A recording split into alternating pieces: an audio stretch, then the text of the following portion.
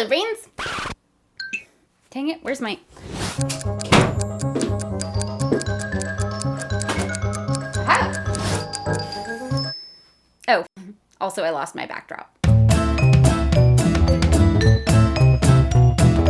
Those of us with ADHD spend a lot of time looking for things. Why? Because we lose things.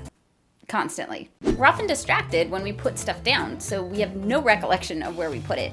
Or we put it down for just a second while we do 5 other things and then totally forget about it. To make things worse, our brains have trouble filtering out extraneous stimuli. So when we go looking for the thing, we see a bunch of other things and get distracted again. So those of us who are also impulsive end up starting the laundry, checking email, and building a house in Minecraft because it was open before actually finding our keys. This, by the way, is often why we're late. Some people with ADHD actually compensate for this inner chaos by being incredibly organized. I am not one of these people, but I did get tired of losing things, so I decided to follow my mom's advice. Have a dedicated place for everything. Turns out when we know where something goes, we can be distracted and still automatically put it where it's supposed to go so we can easily find it again later. The end. Just kidding. I wish. The truth is, this is a lot easier said than done when you have ADHD. The parts of our brain that benefit from having a place for everything, they're the same parts of our brain that make it hard for us to figure out where things should go and then get into the habit of actually putting them there. So while having a dedicated place for everything is a great strategy, we need to modify it a bit to make it ADHD friendly. So where do we put the thing? Never, under any circumstances, set it where it makes sense. It makes sense now, but somehow never does when we actually go to look for it. Instead, try to put things at the point of performance. Where you use the thing is where the thing should go. This might mean having several copies of the same thing, like a charger for each outlet you tend to charge your devices at, so you don't have to go hunting for one every time you need to charge your phone.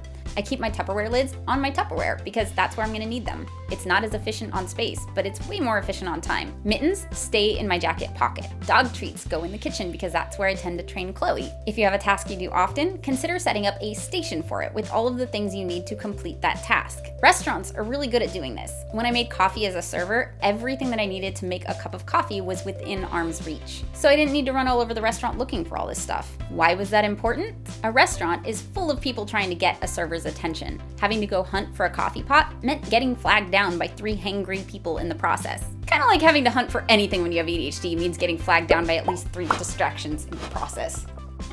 In either case, having everything you need at the point of performance allows you to focus on the task at hand, rather than spending 20 minutes dealing with distractions while looking for the thing. Unless someone didn't put the thing back. Which brings me to this. How do we get ourselves to put the thing back? Make it easy. I have a coat closet, but it takes way too much time and effort for me to open the door, pull out a hanger, hang up my coat, zip it up, and stick it back in the closet. So I got a coat hanger, and now I can just throw my jacket on that, which makes me way more likely to do it. If your tiny kitchen trash can is always too full to put trash in, get a bigger trash can. This backdrop is paint on a wall. It's really hard to lose a wall. Make it clear. It's a lot easier to put things back when it's obvious where they go. This is a label maker. Get one. Label everything. You can also use clear containers so you can see what's in it without having to open it. The professional organizers I'm working with even suggested using washi tape to outline where things should go. Make it satisfying. If your key hook makes you smile, or you love the way your bed looks when your comforter is on it, you get a tiny reward for putting it there, and you're more incentivized to do it. I just went to IKEA and got this shelf system thing for my studio, and now putting things where they go is fun. It's like putting together a puzzle. Scan for strays. Before leaving a room, or at the end of the day, scan for things that aren't where they belong, and then put them back. At least, the things you're gonna be looking for later. Finally, keep it consistent.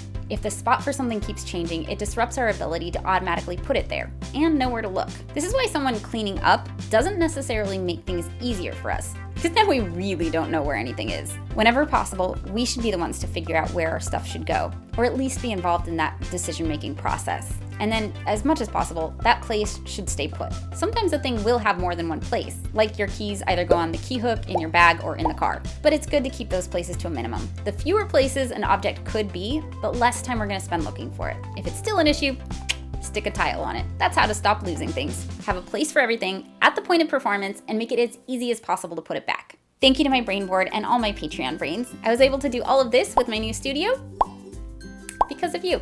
Everyone's a bit different when it comes to organization, so do what works for you and let us know in the comments below what does so we can, borrow ideas from each other. Like, subscribe, click all the things, and I will see you next video. Bye, brains!